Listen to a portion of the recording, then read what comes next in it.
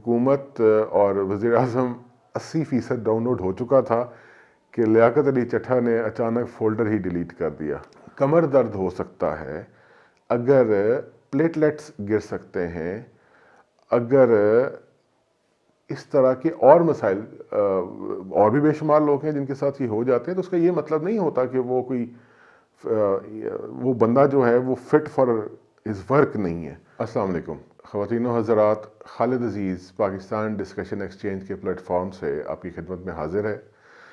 آج کی خبریں اور ان کے اوپر تجزیہ، 3 اہم ڈیولپمنٹس ہیں، ان کے اوپر بات کرنی ہے۔ ویسے تو ڈیولپمنٹس بہت ہو رہی ہیں آج کل، جیسے آپ کو پتہ ہے کہ چونکہ حکومت سازی والے مراحل ہیں اور ان میں آئے دن ایک نیا ٹوسٹ آتا ہے، لیکن بہرحال 3 اہم موضوعات ہیں، ان کے اوپر بات کرتے ہیں۔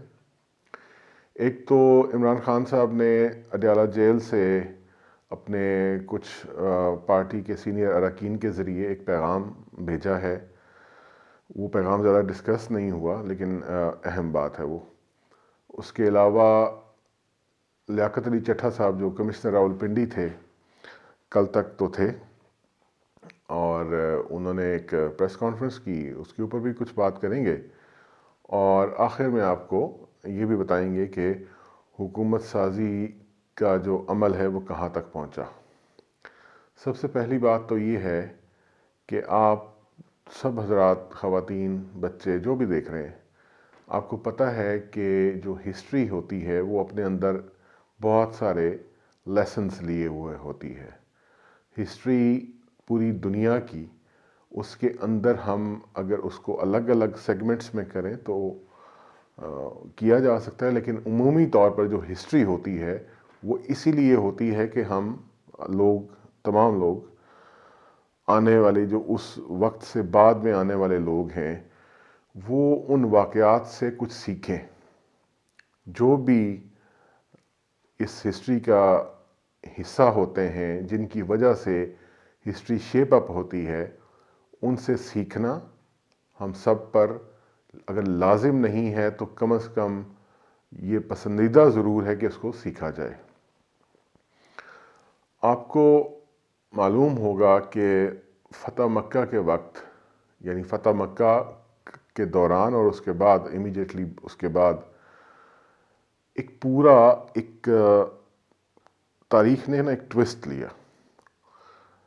جو کفار مکہ تھے ان کے لیے عام معافی کا اعلان کیا گیا، اور اس کے بعد ایک معاشرہ تشکیل ہوا۔ اس کے بعد اور بھی بے شمار واقعات ہیں۔ موسٹ ریسنٹ اگر آپ دیکھیں تو سن 90 کی دہائی کے اندر ساؤتھ افریقہ میں نیلسن منڈیلا نے بھی ایک قسم کی ریکنسیلیشن، گرینڈ ریکنسیلیشن جو تھی وہ کی۔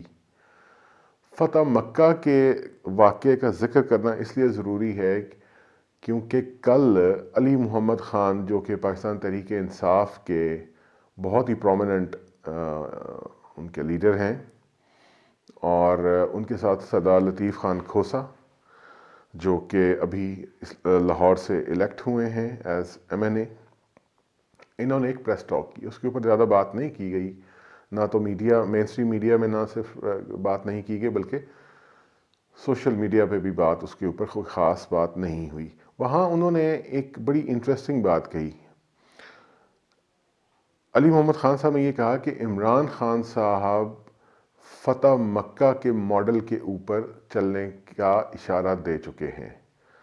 اب یہ بہت اہم بات ہے۔ یہ دراصل 2 الفاظ فتح مکہ، ان کے ساتھ، ان کے ذریعے، یہ چونکہ ایک بہت ہی کمپریہنسو، یہ 2 الفاظ کے اندر پوری ایک تاریخ پنہاں ہے۔ جیسا کہ میں نے آپ کو ایک ہسٹورک پرسپیکٹو آپ کے سامنے رکھا، یہاں یہ ہسٹورک پرسپیکٹو ایک تو ظاہر ہے کہ ہمارے لیے آئیڈیل دور تھا، وہ جب نبی کریم صلی اللہ علیہ وسلم خود موجود تھے۔ آپ صلی اللہ علیہ وسلم نے خود فتح مکہ کے بعد آنے والے وقتوں کے لیے ایک ماڈل جو ہے وہ آپ صلی اللہ علیہ وسلم نے لوگوں کے سامنے رکھا۔ یعنی اس ماڈل میں بنیادی بات کیا؟ بنیادی بات یہ ہے کہ ماضی کی تلخیوں کو درگزر کرتے ہوئے آگے کے لیے بہتر راستے کا انتخاب کیا جائے۔ آپ کو معلوم ہے کہ فتح مکہ کے بعد جن لوگوں کو گرینڈ ریکانسیلیشن، دیکھیں گرینڈ ریکانسیلیشن ماڈرن لفظ ہے، فتح مکہ اس کی ابتدا ہے، چیز ایک ہی ہے، الفاظ کا فرق ہے، وہ ہم اردو میں کہتے ہیں یا عربی میں کہتے ہیں، یہاں گرینڈ ریکانسیلیشن جو ہے وہ انگریزی کا لفظ ہے۔ بہرحال عمران خان صاحب نے اس حوالے سے ذکر کیا، اور اس سے ثابت کیا ہوتا ہے کہ وہ ماضی کی جو ماضی قریب کی جو ظاہر ہے پچھلے سال 2 سال کی جو واقعات ہیں اس کے اندر جو پیدا ہونے والی تلخیاں ہیں اس کو بھلانے کا انہوں نے اشارہ دیا۔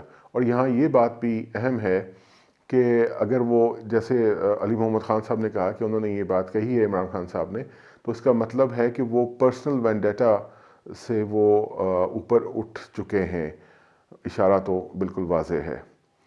اب دیکھنا یہ ہے کہ اگر یہ پیغام انہوں نے ظاہر ہے وہ دیا ہے تو اس کا مطلب یہ ہے کہ وہ اب دو چیزیں یہاں سے واضح ہوتی ہیں۔ ایک بات تو یہ کہ وہ ذہنی طور پر اب اس بات کو مان چکے ہیں کہ نہ صرف یہ کہ وہ جیت چکے ہیں بلکہ یہ بھی کہ اب جو جیت کا جو پھل ہے وہ ان کو ملنے والا ہے، پی ٹی آئی کو ملنے والا ہے، اور اسی حوالے سے یقینی طور پہ اسی جو بیک گراؤنڈ ہے مائنڈ کے اندر یہ رکھتے ہوئے شاید انہوں نے یہ بات کہی ہے۔ اس بات کو زیادہ ہائی لائٹ نہیں کیا گیا، اس کو کوئی زیادہ پذیرائی نہ تو مین اسٹریم میڈیا میں ملی اور نہ ہی سوشل میڈیا پہ، لیکن یہ بہت اہم بات ہے، بہت اہم بات ہے، کیونکہ اگر آپ یہاں سے نقطے ملاتے جائیں تو آپ کو سمجھ آئے گی کہ شاید ایک کوئی راستہ ایسا پیدا یا تو ہو چکا ہے یا ہونے والا ہے کہ جس کی وجہ سے انہوں نے یہ پیغام دیا۔ اب اس میں ان کے جو بات ہے اس کے اوپر اگر غور کیا جائے تو یقینی طور پہ تمام جو فریقین ہیں جن کی وجہ سے ان کو مسائل درپیش ہوئے، تو یقینی طور پہ یہ پیغام بھی سبھی کے لیے ہے۔ اور دوسری بات یہ ہے کہ حالات، وقت، عقل اور منطق کا تقاضا بھی یہی ہے کہ یہاں مزید تلخیاں نہ پیدا کی جائیں، بلکہ ایک نیشنل ایجنڈے کے تحت ملک کو آگے لے جانے کی خواہش اور اس کے لیے کوشش کرنے کی ابتدا یوں ہی کی جا سکتی ہے کہ ماضی کی تلخیوں کو بھلایا جائے اور آئندہ کے لیے ایک بہتر اور صاف ستھرا لاہے عمل جو ہے وہ کلیکٹیولی پوری سیاسی جماعتیں جو اس وقت جتنی بھی پارلیمنٹ کے اندر ہیں تمام سیاسی جماعتیں اس کے اوپر یکجا ہو جائیں کہ وہ ملک کے لیے، دیکھیں نا 1 پوائنٹ ایجنڈا تو ہو سکتا ہے نا، باقی چیزیں تو آپ ٹھیک ہے کہی جا سکتی ہیں کہ اختلافات بھی، لیکن ایک ایجنڈے کے اوپر تو آپ اتفاق کر سکتے ہیں نا کہ ملک کے لیے ہم نے بہتری کرنی ہے۔ تو یہ عمران خان صاحب کی ایک بہت ہی پازیٹیو موو ہے۔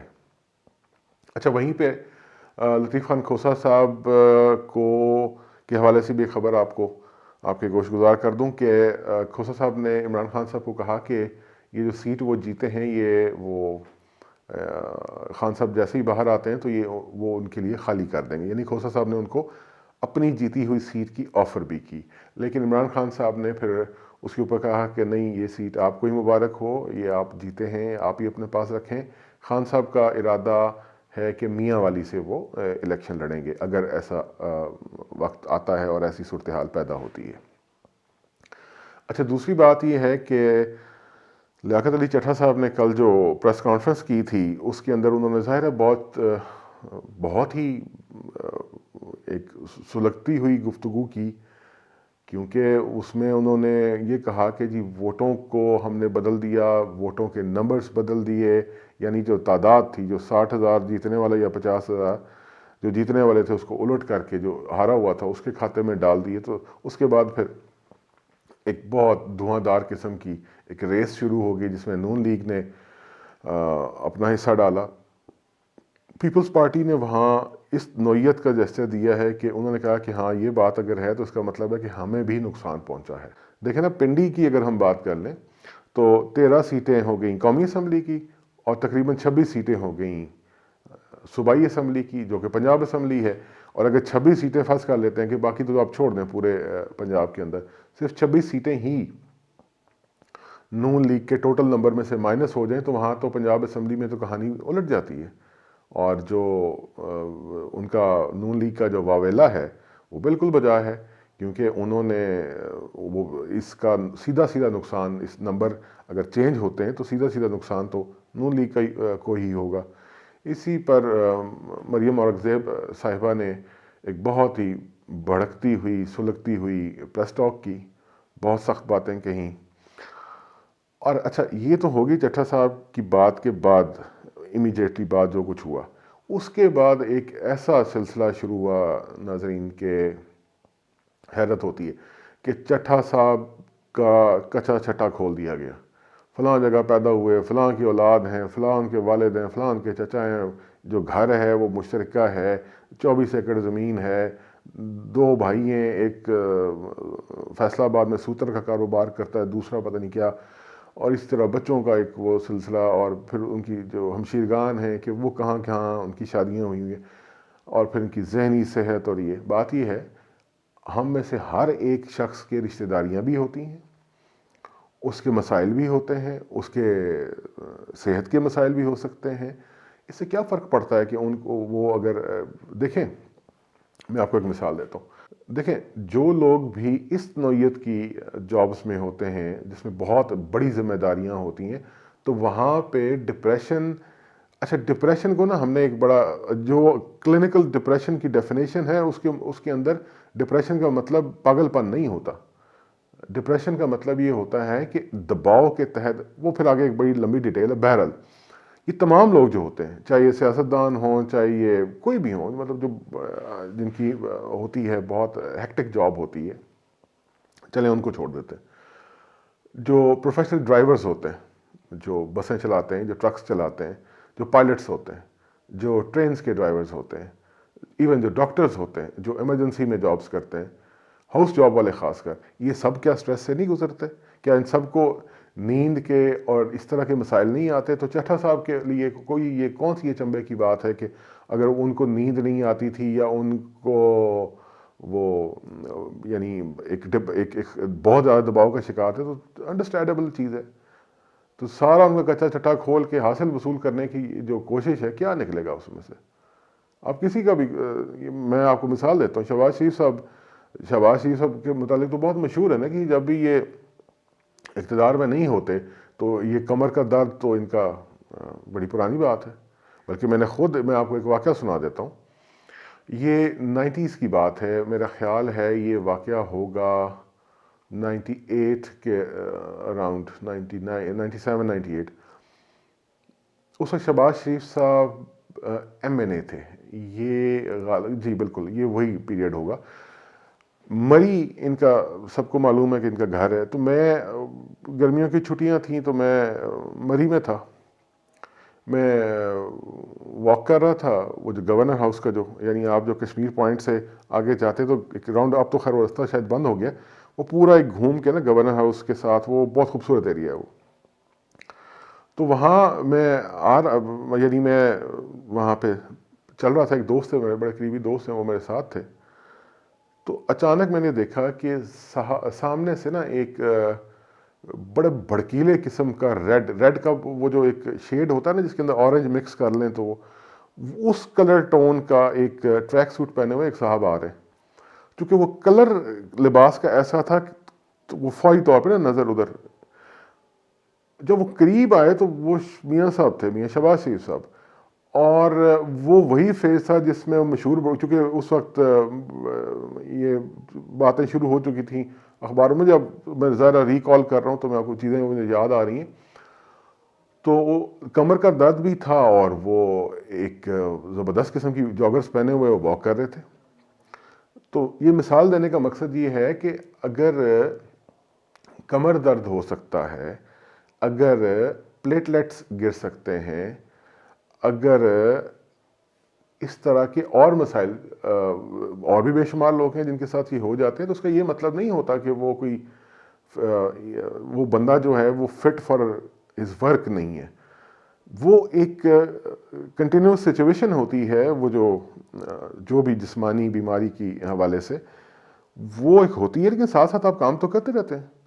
بہرحال یہ جو لیاقت علی چٹھا صاحب کے حوالے سے یہ خبر تھی، وہ میں نے آپ کے گوشت گزار کی. اور آخر میں ولاگ کے آخر میں آپ کو ایک دلچسپ بات بتا دیتا ہوں.